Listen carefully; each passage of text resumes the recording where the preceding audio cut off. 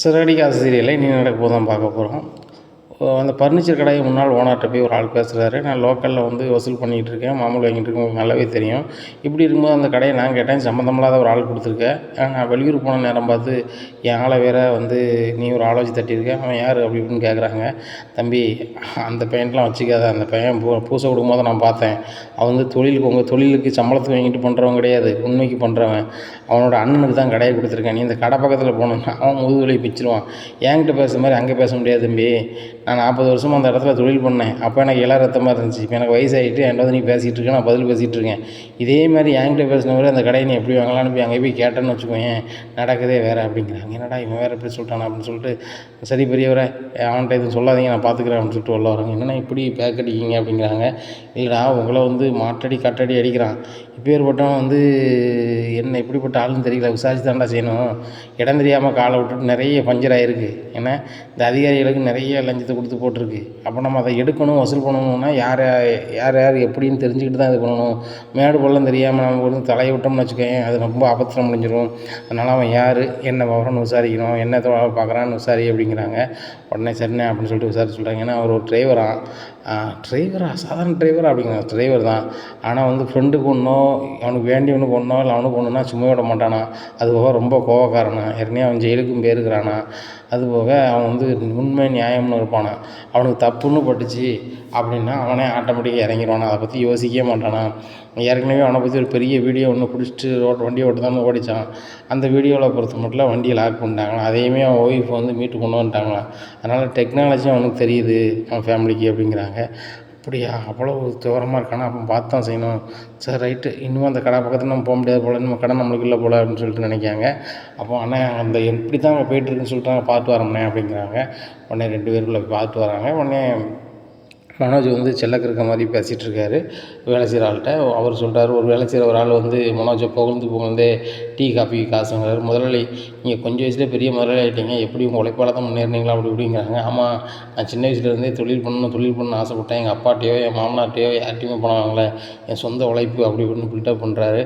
ஆமாம் முதலாளி, உங்களை பார்த்தாலே தெரியுது, உழைப்புக்கு நீங்கள் பேர் போன ஆள் மாதிரி இருக்கீங்க அப்படி இப்படின்னு சொன்னோன்னே, சரி நீங்கள் போய் காஃபி டீ குடிச்சிட்டு வாங்க, என்ன ரொம்ப சந்தோஷமாக பேசுகிறீங்க, இதே மாதிரி பேசுங்க, எனக்கு ரொம்ப சந்தோஷமாக இருக்குது அப்படிங்கிறாங்க. இதை பார்த்த அவர் வந்து உண்மையிலே சிலக்கிருக்குன்னு தான், இவனை புகழ்ந்து பேசினா ரொம்ப மதிமயங்கிறான்.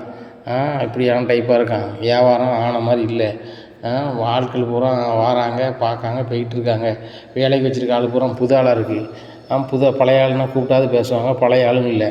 இப்போ நம்மளோ யாரோ உள்ள வந்து எதுவும் பொருள் வேணும்னு வாங்கினா கூட ஒன்றுமே பணமே கொடுக்காம எஸ்ஐட்டவங்க கூட இவங்க புது ஆளுகளுக்கும் தெரியாது போல், அப்படி தான் இருக்குது அப்படின்னு சொல்லிட்டு நேராக சொல்கிறாங்க. உள்ள கதையை போய் சொல்கிறாங்க. சரி ரைட்டு, அண்ணன் வந்து சுதாரி பிள்ளை இருக்கான். சரி, அவன் வந்து அவன் தம்பிக்காரன் எப்படி இருக்கான், பர்சனலி அண்ணனுக்கு உனக்கு என்ன க்ளோஸு, என்ன எப்படி எது மோதல் போக்கு இருக்கான்னு பாருங்கள் அப்படின்னு சொல்லிட்டு இது பண்ணுறாங்க. அப்போ ஸ்டாண்டில் ஒரு ஆளை தூக்குறாங்க. இந்த மாதிரி முத்தை பற்றி தெரிஞ்சுக்கணும் அப்படிங்கிறாங்க. நீங்கள் யார் அப்படிங்கிறாங்க. இல்லை, அவர் ஃப்ரெண்டு தான். அவங்க வீட்டில் வந்து அவரை வந்து மதிக்க மாட்டாங்க, வைக்க மாட்டாங்கன்னு சொல்லிட்டு சும்மியாவது பேச்சு விட்டுதார். உண்மை தான். ஏன்னா மனோஜ் வந்து ஃபர்னிச்சர் கடை வச்சுருக்காருல, அவர் நிறைய படிச்சிருக்காரு. அதனால் அவருக்கு இவருக்கும் ஆகாது. மற்றவங்களாம் நல்லா பேசிக்கிடுவாங்க. எங்கள் அம்மாவுக்கும் இவனை சுத்தமாகவே முத்தை பிடிக்காது. இந்த மனோஜுக்கு வந்து சுத்தமாக ரவியை நம்ம முத்தை பிடிக்காது. அதனால் முத்துக்கு அவனுக்கும் ஆகாது. அவங்க ஃபர்னிச்சர் கடை வச்சுருக்கிறதுனால முத்தை வந்து சரியாக நடத்த மாட்டுறாரு, ஓவராக பண்ணுறாரு.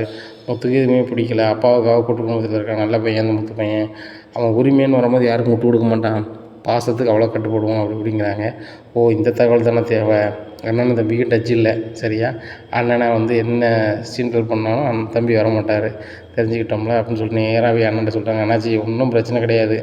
அந்த பையன் பேர் முத்து. அந்த முத்து வந்து எந்த பிரச்சனைக்கும் வரமாட்டான். ஏன்னு கேட்டால் இவனுக்கு அவனுக்கு ஆகாதான்.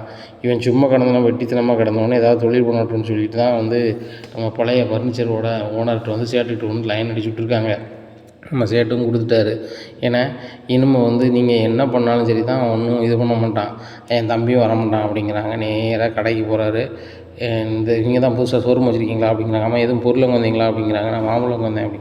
உங்களுக்கு மாம்பழம் அப்படிங்கிறாங்க. இந்த ஏரியாவில் கடை வச்சுருக்கணும் பூரா என்கிட்ட வந்து கரெக்டாக கொடுத்துருவாங்க, நீங்களும் கரெக்டாக கொடுத்துடணும், எல்லாம் நல்லா இருக்காது. நான் தான் இங்கே வசூல் பண்ணது ஆள், என்ன வசூல் கரெக்டாக இருக்கணும் அப்படிங்கிறாங்க. இது தரணும், நான் சொந்தமாக கடை வச்சுருக்கேன், இது தரணும் அப்படிங்கிறாங்க. ஏன் தரணுமா அப்படின்னு சொல்லி 2 உடுப்பு கொடுத்தாரு. இதுக்கு மேலே கை வச்சிங்க அப்படிங்கிறாங்க. டேய் குட்றா அப்படிங்கிறாங்க. 4 பேர் பூசை கொடுக்குறது மண்டையில் கொட்டுன்னு கொடுத்தாங்க. இனி இது கொடுத்தீங்க நான் போலீஸுக்கு போவேன். எங்கேனாலும் போப்பா நான் வேணா அடிச்சு தரேன்னு சொல்லிட்டு ஃபோன் அடிச்சு கொடுக்குறாங்க. சார் என் கடையில் வந்து காசு கேட்குறாங்க அப்படிங்கிறாங்க. லோக்கலில் இருக்கிறாரு காசு கேட்குறாரு கூட உன் வளர்ச்சிக்கு தானே கேட்குறாரு அப்படிங்கிறாங்க. உடனே என்ன இப்படி சொல்கிறாங்களே அப்படின்னு சொல்லிட்டு நேராக கல்லாவுக்கு போகிறாரு. கல்லால் இருக்கிற 5000 எடுத்து கொடுக்காரு. 5000 காணாது. தினம் 10,000 தரணும் சரியா? இல்லை அப்படின்னா நடக்குதே வேறு. நான் இவ்வளோ நாள் வராமல் இருக்க காரணம் அவன் தம்பி வந்து முத்துன்னு ஒருத்தன் இருந்திருக்கான். என் ஆளை வந்து பூசை கொடுத்துருக்கான் சரியா? அவன் பூசை கொடுக்கறதுனால வந்து சரி ரைட்டு அவன் அண்ணங்கிறாங்க. அவன் எதுக்கு வம்பு, அவன் போனால் அவன்கிட்ட வம்பு இழுத்த மாதிரி இருக்கும். அது நம்ம தொழிலுக்கு டேமேஜ் பண்ண மாதிரி இருக்கும். அதனால் நான் வந்து விட்டுட்டு இருந்துட்டேன். இப்போ உனக்கும் அவனுக்கும் சம்மந்தம் இல்லை. அவன் வளர்ச்சி அவனுக்கு பிடிக்காது. அவன் படிக்கணும்னு சொல்லி வீட்டிலேயே பிரித்தாளும் கொள்கையில் நீ பண்ணிக்கிட்டு இருக்கேன் வெள்ளைக்காரன் மாதிரி. இந்த வெள்ளைக்காரனை நான் வரி வசூல் பண்ணாமல் இருக்கக்கூடாதுல்ல. ஒரு காலம் வெள்ளைக்காரன் வந்து எங்ககிட்ட வரி வசூல் பண்ணான். இப்போ நான் உன்கிட்ட வரி வசூல் பண்ணுறேன். ஏன்னா நீ வெள்ளையாக வேறு இருக்க. நீ அப்போ நீ வெள்ளைக்காரன் தான். கரெக்டாக எனக்கு என்ன செஞ்சிடணும், காசு தந்துடணும் அப்படிங்கிறாங்க. தர முடியாது வைக்க முடியாதுங்கிறாங்க. 4 பூசை கொடுக்காங்க. அந்த 5 ரூபாயை வாங்கிட்டு நாளையிலேருந்து 10 ரூபா காலையில் 10 மணிக்கு வருவேன். 10 ரூபா வந்துடணும் சரியா அப்படிங்கிறாங்க. உடனே முழிக்காரு. உடனே அங்கே லோக்கலில் நிற்கவங்களாம் சொல்கிறாங்க, ஆமாம் சார் இவனுள்ள கடைகளில் பூரா வாங்கிட்டு இருக்கான். கரெக்டாக கொடுக்கலன்னா வந்து இது பண்ணுவான். இவனுக்கு வந்து எல்லா அதிகாரிகளும் சப்போர்ட்டு. அதனால் நீங்கள் ஒன்றுமே செய்ய முடியாது அப்படிங்கிறாங்க. உடனே அப்போ தான் நினைக்கிறாரு, ஆகா அந்த சேட்டு வந்து நம்மளை வந்து கிராஸ் பண்ணி விட்டு போயிட்டாரே, இந்த முத்து நம்மளை வேண்டாததை அப்படி பண்ணிட்டானா அப்படி இப்படின்னு நினைக்காரு. உடனே நம்ம பணம்லாம் போச்சா என்ன செய்ய போகிறோம், அதனால தான் வியாபாரம் நடக்கலையா வைக்கலையா அப்படின்னு சொல்லிட்டு நினைக்காரு. உண்மையிலே இவர் சோம்பேறித்தனத்தால் தான் வேலை நடக்கலை. இவர் பூதாரித்தனத்தில் தான் வந்து பொருள் விற்கலை அப்படிங்கிறது இவருக்கு சுத்தமாகவே தெரியல. தான் வந்து படிச்சிருக்கேன், நான் வந்து பொருளை பற்றி எக்ஸ்பிளைன் பண்ணணும், வேலை பார்க்குறவங்க தான் எக்ஸ்பிளைன் பண்ணணும், அதை பற்றி சொல்லணும்னு நினச்சிக்கிட்டு கல்லாலே இருந்துக்கிறாரு. அதுபோக வேலைக்கு வந்திருக்கவங்க ஓனரே அப்படி இருக்கார், நம்மளுக்கு என்ன மாதமான சம்பளம்னு சொல்லிட்டு அவங்க அசால்ட்டாக இருக்காங்க. அதனால் அந்த கடையில் சுத்தமாக வியாபாரம் இல்லை அப்படின்னு நினைக்கும் போது அவங்க சொல்கிறாங்க, ஒரு நாளைக்கு மிக்ஸி கிரைண்டர் அந்த மாதிரி சின்ன சின்ன பொருள் தான் விற்கும், அதை அந்த மாதிரி தான் கிடைக்கி. அப்படி கிடைக்கும்போது இவன் தினம் 10,000 கேட்கானா எப்படி கொடுக்குறது அப்படின்னு சொல்லிட்டு ரொம்ப யோசிக்காரு. இன்னொரு யோசனை வருது, முத்து வந்ததுனால தான் கடை பக்கத்தில் வந்ததுனால தான் நான் வரலைன்னு சொல்லிட்டு போகிறானே. அப்போ முத்துக்கு வந்து அவன் பயப்படுதான், அந்த டீமும் பயப்படுது. அதனால் அப்போ முத்து தினம் கடைக்கு வந்தாங்கன்னா நம்ம 1 ரூபா கொடுக்க வேண்டாம், முத்தை நம்ம எப்படி தினம் கூப்பிட்றது அப்படின்னு சொல்லிட்டு நினைக்காரு. சரி இதை நம்ம அப்பா வச்சு சொல்லுவோமா அப்படின்னு சொல்லிட்டு நினைக்காரு. இல்லை அப்பாட்ட சொன்னால் அப்பா எதுக்குன்னு கேட்பாங்களே, அப்படி உள்ளதை சொன்னால் நம்ம கற்று போயிருமே அப்படின்னு சொல்லிட்டு நினைக்காரு. இந்த சூழ்நிலையில் நேராக வீட்டுக்கு போகிறாரு. முத்து வந்து சாப்பிட்டுட்ருக்காரு. என்னடா எவ்வளோ நேரத்தை சாப்பிட்டுட்ருக்கேன் அப்படிங்கிறாங்க. என் பொண்டாட்டி சமைக்கிறான், நான் சாப்பிட்டுட்ருக்கேன். உன் பொண்டாட்டி வேணால் சமைக்க சொல்லி நீ சாப்பிடு அப்படிங்கிறாங்க. நான் ஏன்டா சமைக்கணும், நான் ஆர்டர் பண்ணால் கடையிலேருந்து வரப்போகுது அப்படிங்கிறாங்க. பண்ணுங்கள் சாமி பண்ணுங்கள். அவங்க ஆறின உணவை சூடு பண்ணி கொண்டு தருவான். கெட்டு போயிருக்கும் எதுவும் போயிருக்கும், சாப்பிடுங்க ஏதாவது ஆகும். அதுக்கப்புறம் அந்த சாப்பாட்டு கடையில் சாப்பாடு அப்படி இருக்குது இப்படி இருக்குன்னு சொல்லி கம்ப்ளைண்ட் பண்ணுவீங்க. அதுக்கு முதல்ல நீங்கள் சமைச்சு சாப்பிட்டு போயிடலாம். உங்கள் காசு மிச்சம், உடல் வலி மிச்சம், டைம் மிச்சம், எனிதிங் சேவ் அப்படிங்கிறாரு. உடனே இங்கிலீஷ்லாம் பேசுகிற அப்படிங்கிறாங்க. தேவைப்பட்டுச்சு பேசணும்பா, சரியப்பா நான் வண்டி கிளம்புறேன் அப்படின்னு சொல்லிட்டு மீனா போய்ட்டு வரேன் அப்படின்னு சொல்லிட்டு கிளம்புறாங்க.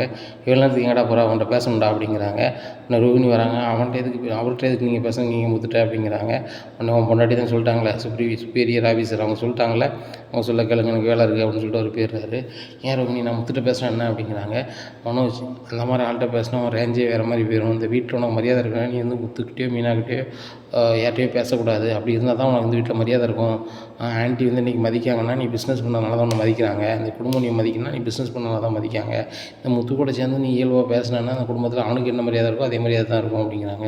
இல்லை ரோகிணி அவனை வச்சு ஒரு கதா வண்டி இருக்குது அப்படிங்கிறாங்க. உடனே ரோகிணி சொல்கிறாங்க, அவனை வச்சு ஒரு கதை ஆகணும்னா அப்படி ஒரு கதையே தேவையில்லை அப்படிங்கிறாங்க. என்ன ரோகிணி சொல்கிற, தலைக்கு வந்தது தலப்பாவோட பொண்ணா வேணும் ரோகிணி அப்படிங்கிறாங்க. என்ன பண்ண சொல்கிறீங்க, ஒன்றுமே புரியலை அப்படிங்கிறாங்க. இல்லை நம்ம ஒரு கடை பர்னிச்சர் கடை வாங்கணும்ல அப்படிங்கிறாங்க. ஆமாம் அது வாங்கணும் நடத்திக்கிட்டு இருக்கோம் அப்படிங்கிறாங்க. இல்லை அந்த கடை ஏதோ ஒரு வில்லங்கத்தில் இருந்துருக்கும் போல. என்ன பண்ண சொல்கிறீங்க அப்படிங்கிறாங்க.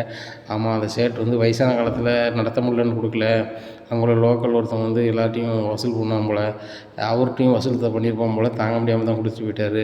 இந்த முத்தும் அந்த சேட்டும் சேர்ந்து நம்மளை மாட்டி விட்ருக்காங்க அப்படிங்கிறாங்க. என்ன பண்ண சொல்கிறீங்க அப்படிங்கிறாங்க. ஆமாம் தினம் 10 ரூபா வந்து தரல அப்படின்னா நீ கடை நடத்த முடியாது வைக்க முடியாதுன்னு சொன்னாங்க. நான் போலீஸில் போகிறேன்னு சொன்னேன். அதிகாரிகளுக்கு ஃபோனும் அடிக்கும் போது அவர் கேட்கறத கொடுங்க, இல்லை நீங்கள் நடத்த முடியாதுங்கிறாங்க. என்ன செய்யணும் தெரில அப்படிங்கிறாங்க. அப்போ நம்ம ஹையர் ஆஃபீஸரை பார்ப்போம் அப்படிங்கிறாங்க.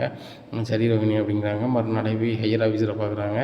உடனே அதையும் சம்மந்தப்பட்ட ஸ்டேஷனுக்கு ஃபார்வர்ட் பண்ணுறாங்க. அப்போ ஸ்டேஷன்லேருந்து கால் வருது, நீ எங்கே போனாலும் பேப்பர் இங்கே தான் வரும், ஏன்னா அவன் கேட்குறத கொடுத்துட்டு உங்கள்கிட்ட நடத்த வழியே போயிரு, அப்படின்னா தான் வந்து உனக்கு கரெக்டான வேலை நடக்கும் அப்படிங்கிறாங்க. இங்கே மனோஜுக்கு பயங்கர கடுப்பு. அப்போ நேராக கடைக்கு வராங்க. கடைக்கு வந்தோன்னே அவர் வராங்க, "என்ன நீ மேலதிகாரிட்ட போனால் நடந்துருமா? இன்றைக்கி 10 ரூபா எங்கே?" அப்படிங்கிறாங்க. "இல்லை" அப்படிங்கிறாங்க. கழுத்தில் செயின் கிடக்கு. கழுத்துன்னு கழட்டிட்டு கொண்டு போயிடுறாங்க. என் செயின் வந்து அது ஒரு பவுன் அப்படிங்கிறாங்க. "நீ இப்போ ரொக்கமாக தரல, அதுக்கு ஃபைன் இது. நீ மேலதிகாரியை பார்த்தல, அதுக்கு தான் ஃபைன்" அப்படின்னு சொல்லிட்டு வாங்கிட்டு போயிடுறாங்க.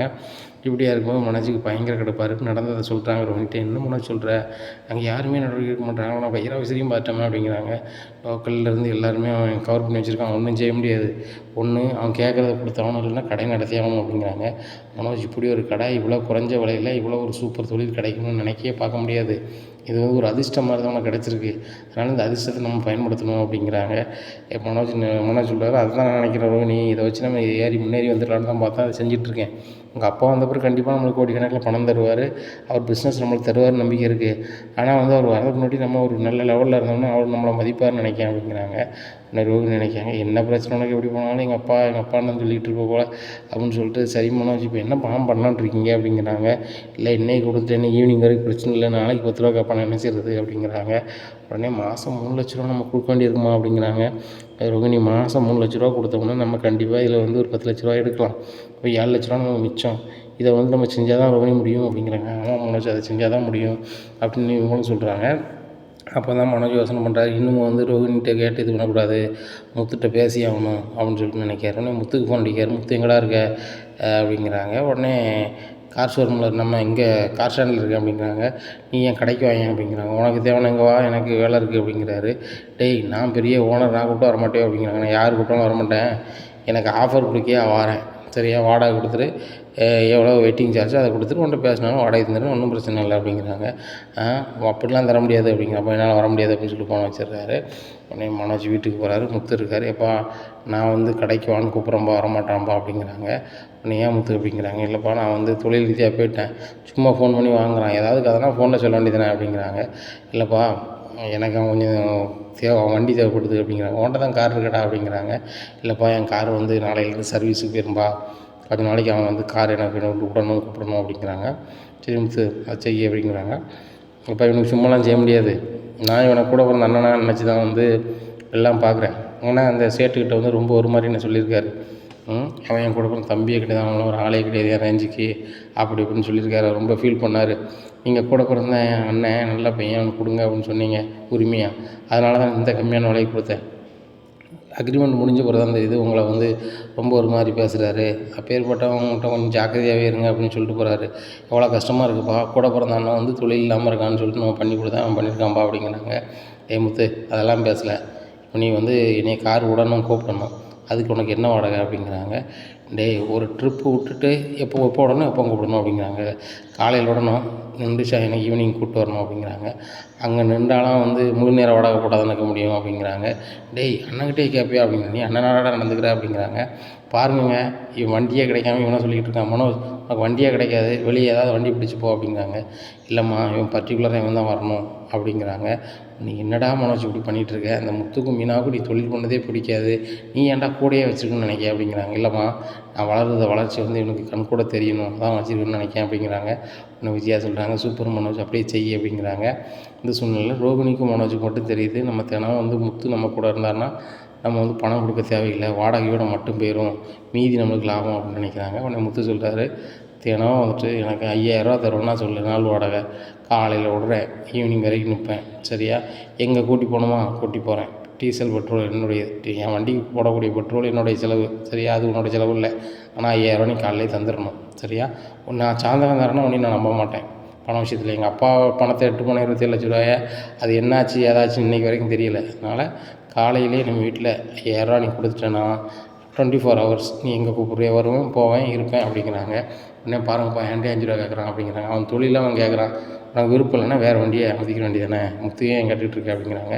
"நானும் அதாம்மா இவன்ட்ட கூட்டி சொல்கிறேன், மற்றவனா 4000 தான் கேட்பேன், இவன்ட்ட எதுக்கு 5000 கேட்கணும்னா, எனக்கு இவன்ட்ட போகிறதுக்கு விருப்பம் இல்லை, நான் வேறு கஸ்டமர் நல்ல கஸ்டமர் வரட்டும்னு நினச்சி தான் இதை சொல்கிறேன். ஆனால் இவன் வந்து என்னைய தான் வந்தாகணுங்கிறான், அதனால் சொல்கிறேன்ப்பா" அப்படிங்கிறாங்க. "டேய், உன் காரை சர்வீஸ் கொடுக்குறதுக்கு இப்போ என்னடா அவசியம் வந்துட்டு" அப்படின்னு கேட்குறாரு நம்மளை. "இல்லைப்பா, விட்டே ஆகணும்" அப்படிங்கிறாங்க. "சரி, அதுக்கு மூலமாக இருக்கும்" அப்படிங்கிறாங்க. இந்த சூழ்நிலையில் மனோஜ் வந்து காரை வந்து சும்மையாவது ஒரு ஷெட்டில் கொண்டு விட்டுட்டு, "முத்து, காலையிலே வா" அப்படிங்கிறாங்க. "நான் என்ன சொன்னேன் நேற்று" அப்படிங்கிறாங்க. 5000 ரூபா கேட்டோம்ல அப்படிங்கிறாங்க. 5000 ரூபா கொடுக்குறாங்க. "மீனா, இதை வச்சுக்கா, என்ன டீசலுக்கு நான் ஒரு பெட்ரோலுக்கு ஒரு 1000 வச்சுக்கிறேன், என்கையில் ஒரு 2000 இருக்குது, தேவைப்பட்டால் பயன்படுத்திக்கிறேன், இல்லைன்னா மீதி வீட்டுக்கு வந்துடும் அப்படின்னு சொல்கிறாங்க. உடனே விஜயா பார்க்குறாங்க, பாருங்க கூட பிறந்த நடுத்து பிடித்தவங்க தான் போவாங்க, இது என்ன பழக்கம் அப்படிங்கிறாங்க. நீ அப்படியே வளர்க்கலையே இந்த வீட்டில், அவனை வேற இவனை வேற ரவியை வேறு தான் வளர்த்து வச்சுருக்க, எல்லாத்தையும் முன்போல் வளர்க்கணும். இப்போ மனோஜ் வந்து தொழில் பண்ணுறது வந்து நல்லதுன்னு நினச்சி மனோஜ் முத்து சொன்னான். ஆனால் அதில் 1000 குறை சொல்கிறான் முத்து. அதுபோக வந்து அந்த சேட்டு எனக்கு ஃபோன் அடிச்சு சொன்னார், உங்கள் பையன் இப்படிலாம் பண்ணியிருக்கான்னு சொல்லிட்டு. முத்து அதை சொல்கிறான், எனக்கு ரொம்ப கஷ்டமாக இருக்குது. அப்பேற்பட்டவனுக்கு வந்து அவன் போகிறதே பெரிய விஷயம் தானே, அதுபோக வந்து வாடகை கொடுத்தா தான் போவான் அப்படின்ட்டு இருக்காங்க. இந்த சூழ்நிலையில் 5000 பணத்தை மீனாட்ட கொடுத்தாச்சு, வண்டி எடுத்துகிட்டு கிளம்புறாங்க. நேராக கொண்டு விடுதாரு கடையில். சரி நீ எப்போ வரணும் அப்படிங்கிறாங்க. நான் தான் சொன்னேனே நீ இங்கே தான் இருக்கணும் அப்படிங்கிறாங்க. என்னடா நான் பக்கத்துலேயே வரக்கூடாது, நீ பெரிய ஆள் அப்படி இப்படிம்ப, இப்போ நானே கடையில் நிற்கணும் அப்படிங்கிறாங்க. என்ன கடைக்கு வேலை வைக்கலான்னு பார்க்கியா அப்படின்னு. நீ ஒரு வேலையும் செய்ய வேண்டாம், அந்த ஏசி கீழே நீ வந்து சேரை போட்டு உட்காரு அப்படிங்கிறாங்க. டேய் நான் ஏசிலாம் இருந்தது கிடையாது, வெளியே கூட நின்றுக்கிறேன் அப்படிங்கிறாங்க. இல்லை நீ கல்லாக்கிட்டு தான் உட்காரணும் அப்படிங்கிறாங்க. உடனே உட்கார்றாரு. உடனே 2 3 நிறைய பேர் வந்து ஜாமான் வாங்குறாங்க, ஜாமான்லாம் கொடுக்குறாங்க, கல்லாவில் பணத்தை வாங்கி போடுறாங்க. டேய் நல்லா தானே வியாபாரம் ஆகுது, இது அப்படியே கொண்டு போடா, ஏற்கனவே ஒரு 40 வருஷம் கடை வச்சுருக்காரு, அதில் நீ இப்படி கொண்டு போனால் சூப்பராக வந்துடும் அப்படிங்கிறாங்க. எனக்கு தெரியும்டா, சித்தனாமட்டு இருக்கு, உனக்கு நாள் வாடகை தானே, ஏன்னா வந்து நைட்டு கலாட்டச்சு போகிற வரைக்கும் ஏறிட்டு போகிற வரைக்கும் இந்த 5000 தான் சித்தனாமர் அப்படின்னுட்டு இருக்காங்க. இந்த சூழ்நிலையில் காலைல 10 மணிக்கு வசூலுக்கு வராங்க. முத்து அங்கே இருக்கிறத பார்த்தோன்னே, ஆகா தம்பிக்கு அண்ணனுக்கு ஆகாதுன்னு நினச்சி நம்ம வசூலுக்கு வந்தோம், இப்போ என்னன்னா தம்பி உட்காந்துருக்கானே, என்ன வேலைன்னு தெரில, சரி இன்றைக்கி ஒரு நாள் தான் வந்திருப்பான், நாளைக்கு பார்த்துக்கலாம் அப்படின்னு சொல்லிட்டு கிளம்பி போகிறாங்க. இந்த சூழ்நிலையில் மனோஜ் அவங்கள பார்க்காரு. வசூல் பண்ண வந்தீங்க, முத்தை பார்த்தோன்னே கிளம்பிட்டாங்கன்னா இன்றைக்கி எனக்கு 5000 மிச்சம் அப்படின்னு சொல்லிட்டு ரோகிணி ஃபோன் அடிக்காங்க.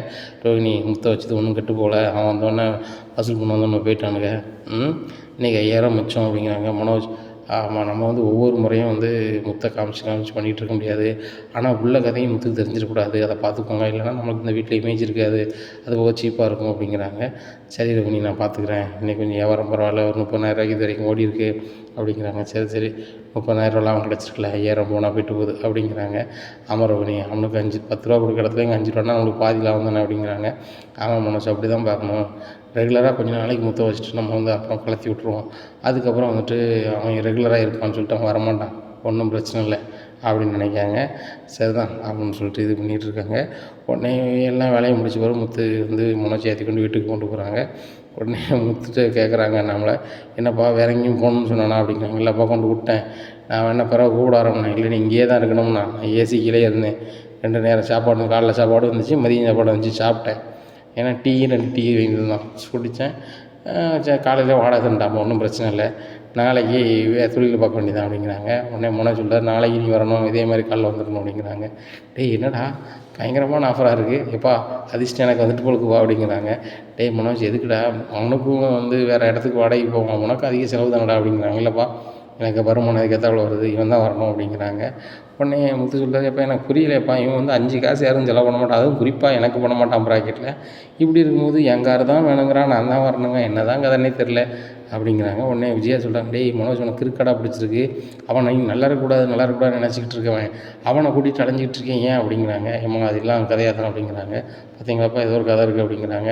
உடனே வாங்கம்மா நான் சொல்கிறேன் அப்படின்னு சொல்லிட்டு ரொம்ப கூட்டு போய் சொல்கிறாங்க, இந்த மாதிரி கதைம்மா அப்படிங்கிறாங்க. அப்படியாடா அப்போ அவனை வச்சுக்கடா, நான் வேணா அப்பாட்ட சொல்லி வாடகை இல்லாமல் வர சொல்கிறேன் அப்படிங்கிறாங்க. அதை செய்யுமா, எனக்கு ரொம்ப புண்ணியமாக போகும் அப்படிங்கிறாங்க. ஏங்க முத்து வந்து கூட பிறந்த அண்ணனுக்கு வந்து வாடகை வாங்கணும் வைப்பானா அப்படின்ட்டு இருக்காங்க. உடனே அண்ணாமலை சொல்கிறாங்க, இப்போ தான் உனக்கு விஜயா தெரியுதா கூட பிறந்த அண்ணன் தம்பின்னு சொல்லிட்டு, இதுக்கு முன்னாடிலாம் தெரில உனக்கு, ஆனால் யாருக்கும் தெரில, அவன் வாடகை கொடுத்தா அவன் வருவான், இல்லைனா வேலையை பார்ப்பான் அப்படிங்கிறாங்க. சொல்லிட்டு அண்ணாமலை எந்திச்சு போயிடுறாங்க. இந்த சூழ்நிலையில் முத்து எங்கள் அப்பா சொல்கிறது தான் ஃபைனல், நான் தீர்ப்பு முடிஞ்சு போச்சு அப்படின்னு சொல்லி நேரம் போயிடுறாங்க. உடனே மறுநாள் காலையிலே மனோஜ் புறப்பட்டுறாரு, முத்து தூங்கிட்டு இருக்காரு. மீனாட்ட சொல்லி உங்கள் வீட்டுக்கார எழுப்பிவிடுமா அப்படிங்கிறாங்க. எழுப்பிவிடுதாங்க. ஏங்க அவங்க கூப்பிட்றாங்க அப்படிங்கிறாங்க. என்ன அப்படிங்கிறாங்க. இன்றைக்கி ஆஃபர் போகணும்னு சொன்னோம்ப்பா அப்படிங்கிறாங்க. எப்பா நான் ரெடி ஆகிட்டேன், நீ புறப்படுன்னு பார்த்தேன், எனக்கு தூக்கம் வந்துட்டு, சரி உடம்புல வாடகை கொண்டா அப்படிங்கிறாங்க. ஈவினிங் வாங்கிட்டு வந்துட்டுனா அப்படிங்கிறாங்க. உன்னையெல்லாம் நம்ப முடியாதப்பா, 5000 உன்னை நம்பினா சரி வருமா அப்படிங்கிறாங்க. உடனே 5000 கொடுக்குறாங்க. மீனா நேற்று என்கிட்ட ஒரு செலவும் இல்லை, என்ன நேற்று உள்ள 3000 கையில் 3000 என்கிட்ட இருந்துச்சுல, அதுவும்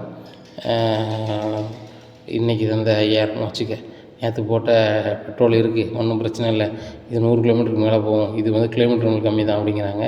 எங்கள் தினம் இப்படி தந்தாருன்னா அவருக்கு எப்படிங்க கட்டுவோம் அப்படிங்கிறாங்க. அவனுக்கு கட்டலை, நான் வரலைன்னு சொல்லிட்டேன், வேறு வண்டியை கூட்டி போகணுன்னு சொல்லிட்டேன், இல்லை விட்டுட்டு இதுக்கு மட்டும் வாடகை கொடு, சாயந்தரம் வந்து கொடுத்தோம் அதுக்கு மட்டும் வாடகை கொடுன்னு சொல்லிட்டேன், இல்லை 4 வாடகை தான், என் கூடயே இருக்கணுங்க, எனக்கு ஒன்றுமே புரியலை. ஆனால் என்னமோ நடக்குன்னு மட்டும் தெரியும். ஆனால் நான் கண்டுபிடிச்சிருவேன், கொஞ்சம் நாள் ஆகும் அப்படிங்கிறாங்க. மனோஜ் நினைக்காரு, உனக்கு இந்த விஷயத்த சரியே வைக்க மாட்டேன், தெரிஞ்சால் வந்து என்னால் தான் நான் வந்து நீ நல்லா இருக்குன்னு சொல்லுவேன். அதுபோக வந்து நீனும் அவன் கூட சேர்ந்துட்ட அப்படின்னா கடையை நீங்கள் 2 பேருமே எடுத்துக்கிடுவீங்க, எனக்கு தெரியும் உன் டைப்பு அப்படின்னு சொல்லிட்டு ஒரு மாதிரி நினைக்காரு. இதை சொன்ன ரோகிணி சொல்கிறாங்க, எந்த காரணம் கொண்டு முத்துக்கு இந்த விஷயம் தெரிஞ்சிடக்கூடாது அப்படிங்கிறாங்க. தெரியாது ரோகிணி அப்படிங்கிறாங்க. உடனே விஜயா சொல்கிறாங்க, நீ செஞ்ச விஷயம் கரெக்டாக மனோஜ், வேறு எவனை கூப்பிட்டா வேறு மாதிரி போகும், இவனை கூப்பிடும்போது உன் தம்பின்னு போயிடும், ஆனால் எதிர்பார்ட்டியும் பக்கத்தில் வரமாட்டேங்கான், அதனால் கொஞ்சம் நாளைக்கு நான் வச்சுக்கோ அப்படிங்கிறாங்க. ஆமாம்மா அதான் வச்சுருக்கேன், இல்லைன்னா நான் ஏன் வைக்க போகிறேன் அப்படிங்கிறாங்க. உடனே மீனா, நான் வரல, நான் வேலை பார்க்குற இடத்துல எனக்கு 3 நேரம் சாப்பாடு அப்படிங்கிறாங்க. ஏங்க அப்படிங்கிறாங்க. ஆமாம், நம்ம முதலாளி மனோஜ் இருக்கார்ல, அவர் 2 நேரம் சாப்பாடு வாங்கியிருந்தார், இப்போ 3 நேரம் சாப்பாடு வாங்கி தரக்கூடாது நம்ம முதலாளி அப்படிங்கிறாங்க. ஆமாம் ஆமாம் அப்படிங்கிறாங்க. நேராக இன்னொரு ஹோட்டலில் போட்டிருந்தாங்க. நீ பெரிய ஹோட்டலில் தான் சாப்பிடுவியோ அப்படிங்கிறாங்க. இல்லை, நான் பெரிய ஹோட்டலில் சாப்பிட மாட்டேன், நீங்கள் பெரிய ஹோட்டலில் தான் சாப்பிடுவீங்க, நீங்கள் முதலாளி எனக்கு வாங்கி தரும்போது நான் அந்த மாதிரி ஹோட்டல் தான் நிப்பாட்ட முடியும் முதலாளி அப்படிங்கிறாங்க. இப்போ மாதிரி நீ முதலாளி கூப்பிட்டே அப்படிங்கிறாங்க. டேய் உதவாக்குற வாடா அப்படிங்கிறாரு முத்து. நேராக போய் ஹோட்டலில் போய் ஸ்பெஷல் தோசை அது இதுன்னு சாப்பிட்றாங்க. டேய் உனக்கு 300 பில்டா அப்படிங்கிறாங்க. நீ தானே நீ வந்து அமைச்சிருக்க, கார் டிரைவருக்கு எல்லாரும் டிரைவருக்கு வாங்கி கொடுப்பாங்களே, என்ன வாங்கி கொடு அப்படின்னு சொல்லிட்டு நேராக கடையில் போயிருக்காங்க. இன்னும் ஏசியை போட்டு உட்காந்து பயங்கரமாக ஃபேனை போட்டுட்ருக்காங்க. மறுநாள் வசூலுக்கும் வராங்க, பார்க்குறாங்க முத்து இருக்காரு. ஆஹா, இன்றைக்கி முத்துலாம் இருக்கான், போய் கடவுளில் போக முடியாது போலேன்னு சொல்லிட்டு நைஸாக போயிடுறாங்க. இன்னும் மனசு பார்த்துட்டா ரைட்டு 2 நாள் வரல. இப்படி ஒரு 4-5 நாள் வந்து பார்த்த பிறகு முத்து வந்து ஒரு நாள் நம்ம வர வேண்டாம்னு சொல்லிடுவோம். அதுக்கப்புறம் முத்துங்க ரெகுலராக இருப்பான்னு சொல்லிட்டு அவன் வரவே மாட்டான். நம்ம தொழிலையும் காத்த மாதிரி ஆச்சு, முத்தையும் கலத்தி விட்ட மாதிரி ஆச்சு அப்படின்னு நினைக்காரு. உடனே மனோஜ், இப்படி ஏசி கீழே உட்காந்து தான் வேலை பார்ப்பானே, அதான் இப்படி சோம்பேறி ஆகிட்டோ, எனக்கும் இப்படி சோம்பேறித்தனமாக தான் இருக்குது, உங்களுடைய இருந்தால் நானும் இப்படி ஆயிடுவோம் போலையே அப்படின்னு சொல்லி நினைக்காங்க.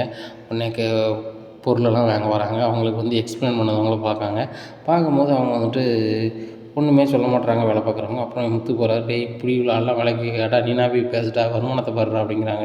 டேய் நான் ஓனர்டா அப்படிங்கிறாங்க. டேய் வீணாக போனவனே, உன் வருமானம் வருதான்னு பாரு, நீ தொழிலாளி மாதிரி நின்னுடா அப்படின்னு சொல்லிட்டு நேராக போய் பேசுகிறாங்க. அந்த வியாபாரம் ஆயிடுது. பார்த்தியாடா சொன்னேன், அதனால் அவங்க வாங்கிட்டாங்க, நீ போய் பேசுனா வியாபாரம் போயிருக்கும், அதான்டா சொல்கிறேன், அனுபவமாக அந்த ஆளை வைக்கணும், பழைய ஆளை ஏன்டா வேலையை விட்டு பாட்டினேன் அப்படிங்கிறாங்க. டேய் வயசானவங்க எப்படிடா வேலையாக முடியும் அப்படிங்கிறாங்க. ரொம்ப ஓவராக பண்ணாத, உனக்கு வந்து படிச்சிருக்கேன்னு ஒரு திமிரில் இப்படி பண்ணாத, அவங்களுக்கு அனுபவம் இருக்குது, அவங்க அனுபவத்தில் வந்து அவங்க உன்னை வந்து வாழ்க்கையில் ஜெயிக்க வைப்பாங்க, நீ என்னென்ன இப்படி பண்ணியிருக்க அப்படின்ட்டு இருக்காங்க. உனக்கு வந்து நாள் வாடகை அதோட பேச்சு நிப்பாட்டியா அப்படிங்கிறாங்க. சரியப்பா, நான் ஏசியில் உட்காந்தா வந்து எனக்கு வந்து சோம்பேறி ஆயிடுவானு என் காரில் போயிருக்கேன் அப்படிங்கிறாங்க. இல்லை நீ காரில் இருக்கிறதுக்குலாம் உனக்கு நான் வாடகை தரல, நீ என் பக்கத்துலேயே இருக்கணும் அதுக்கு தான் அப்படிங்கிறாங்க. அது வேறையா அப்படின்னு சொல்லிட்டு உட்காந்தே இது பண்ணிகிட்ருக்காரு. உனக்கு உட்காந்து தூக்கம் வந்தால் கூட உட்காந்து தூங்கு, மற்றபடி நீ ஒரு பக்கம் வேண்டாம், தினம் வந்து என்னை விட்டுட்டு இங்கே வந்து உட்காந்துருந்தா நம்ம தினம் ஏறந்தார் அப்படிங்கிறாங்க. பரவாயில்லையப்பா அப்படிங்கிறாங்க. உடனே இந்த சூழ்நிலையில் வீட்டுக்கு வந்துடுறாரு. மீனா, உடம்பு ரொம்ப வலிக்கு அப்படிங்கிறாங்க. ஏங்க 2 நாளாக அவங்க அண்ணன் கடையில் சும்மா உட்காந்து வாடகை வாங்கிட்டு வரீங்க, இதுக்கு எதுக்கு உடம்பு வலிக்கு அப்படிங்கிறாங்க. மீனா, நான் ஓடி ஆடி வேலை செய்கிறவன், என்ன எண்ணி போய் ஒரு இடத்துல உட்காருனா உடம்பு வலிக்க தான் செய்யும் அப்படிங்கிறாங்க. உடனே அண்ணாமலை சிரிக்காரு. டேய் மனசு என்ன சிரிக்கியா அலையான்னு இருக்கா அப்படிங்கிறாங்க. ஏன்பா அப்படிங்கிறாங்க. இல்லை, உன்னை சும்மா கூட்டி போய் கல்லா பக்கத்தில் உட்கார வச்சு தினம் ஏற வாடகை தானே, ஏன்டா அப்படி பண்ணுறான் அப்படிங்கிறாங்க. எனக்கும் தெரிலப்பா, ஆனால் என்னமோன்னு இருக்குப்பா, அது மட்டும் தெரியும்பா அப்படிங்கிறாங்க. உடனே மனசு நினைக்கிறேன், என்றைக்குமே இந்த விஷயத்தை உனக்கு தெரியாது, இந்த ஒரு வாரம் தானே, ஒரு வாரத்துக்கு என்ன என்கிட்ட நீ பணத்தை வாங்கி, அதுக்கப்புறம் என் 5 பைசா வாங்க முடியாது, அது போக வந்து நானும் பெரிய ஆளாயிடுவேன் அப்படின்னு நினச்சிட்ருக்காங்க. இந்த சூழ்நிலையில் மனோஜ் வந்து நம்ம தூங்கிடுறாரு. சாப்பாடு போடலாம் முடிஞ்சிருது. காலையில் எழுந்திரிக்காங்க. டேய் தினம் 5000 பிடிக்கணும் இருக்காடா அப்படிங்கிறாங்க. ஏம்மா லாபத்தில் தான் கொடுங்க இருக்குமா, கொஞ்ச நாளைக்கு நம்ம லாபம் எடுக்க முடியாது, இந்த முத்து வந்து வந்தால் தான் அவன் எதிர்பார்ட்டிக்காரன் வந்து வரமாட்டேங்கான், வேறு வழி இல்லைம்மா அப்படிங்கிறாங்க. சரிடா பார்த்து செய்ய, அவங்ககிட்ட ரொம்ப க்ளோஸ் ஆகிடாத, இல்லைன்னா அவனை மாதிரி நீனும் ஆகிடாத அப்படிங்கிறாங்க. நானும் அவனை மாதிரி ஆக மாட்டோமா அப்படின்னு பில்டப் பண்ணுறாரு. இந்த சூழ்நிலையில் மறுபடியும் விடியுது. காலையில் எழுந்திரிச்சோன்னா போகணும் அப்படிங்கிறாரு. எப்பா என்னைக்கு சொன்னாலும் சரி தான், காலையில் 5000 டோக்கன் வந்துடணும், 5000 வந்தப்போ நம்ம வண்டி கிளம்பும் அப்படிங்கிறாங்க. அவனே 5000 கிளம்பி நான் இதை வச்சுக்கா, நம்ம இவங்ககிட்ட 5000 வாங்கி நம்ம பெரிய கோடீஸ்வரன் ஆயிடலாம், ஒன்றுமே பிரச்சனை இல்லை அப்படிங்கிறாங்க. உன்னை மனசுக்கு பயங்கர கடுப்பாகுது. நீ நடா கோடீஸ்வரன் ஆக போகிற, நான் நீ ஒரு வாரத்துக்கு வச்சுட்டு நீ கலத்தி விடுவேன் பாரு அப்படின்னு மனசுக்கு நினைக்காரு. நேராக அதனால் கடைக்கு போகிறாங்க. இப்படி ஒரு ரெகுலராக ஒரு வாரம் போயிட்டுருக்காங்க. அப்புறம் பார்க்குறாங்க, இன்னும் வந்து வேண்டாம், இன்னும் வந்தால் சரி வராது அப்படின்னு சொல்லிட்டு முத்து நாள்லேருந்து வண்டி வேண்டாம் அப்படிங்கிறாங்க. எனக்கும் சோம்பேறியாக தான் இருந்துச்சு, எனிவே உன்னை வச்சு ஒரு 35,000 சம்பாதிச்சிருக்கேன், ரொம்ப சந்தோஷம் தான், இந்த 35,000 எனக்கு மிச்சம் தான் சரியா அப்படிங்கிறாரு. ரோகிணி நினைக்காங்க இன்னும் மிச்சம் தான், இன்னும் வரதெல்லாம் லாபம் தான் நினைக்கிறாங்க. இந்த சூழ்நிலையில் முத்து கார் கொண்டு வரல, முத்து வரல அப்படிங்கிறது எதிர்பார்ட்டிக்கு தெரிஞ்சிருது. வந்தோடனே மனோஜ் விழு விழுன்னு இழுக்கிறாங்க. ஏலே உன் தம்பி வரதுனால தான் நாங்கள் வசூலுக்கு வரல, அந்த பணத்தை பூரா மொத்தமாக தாள அப்படிங்கிறாங்க. உடனே மனோஜுக்கும் உள்ளதை ஃபோன் பண்ணி முத்துட்டின்னு சொல்ல முடியல, ஒன்றும் செய்ய முடியல. ரோகிணிக்கு ஃபோன் அடிக்காங்க. ரோகிணி கேட்குறாங்க, ஒரு வாரத்துக்குள்ளது வந்து 70,000 தரணும், இல்லைனா வந்து நீ நடத்த முடியாது கிடையாது அப்படிங்கிறாங்க. உடனே ரோகிணி வந்து சிட்டிக்கிட்டு போய் நிற்காங்க. உடனே அம்மா உனக்கெலாம் வட்டி தருது மாதிரி இல்லை அப்படிங்கிறாங்க. நீங்கள் என்ன அக்ரிமெண்ட்னாலும் போட்டுக்கோங்க, எவ்வளோ வட்டினாலும் தந்துடுறேன், எனக்கு 70 வேணுங்கிறாங்க. எழுதி கொடுத்து ஒரு 70 வாங்கிட்டு வராங்க. எழுதி கொண்டு 70 கொண்டு கொடுக்காங்க. கொடுத்த உடனே சரி நாளையிலேருந்து திறக்கலாம், ஆனால் தினம் 10 பேட்டை வந்துடணும் அப்படிங்கிறாங்க. உடனே வீட்டுக்கு ரொம்ப ஒரு மாதிரி சோகமாக 2 பேருமே போகிறாங்க.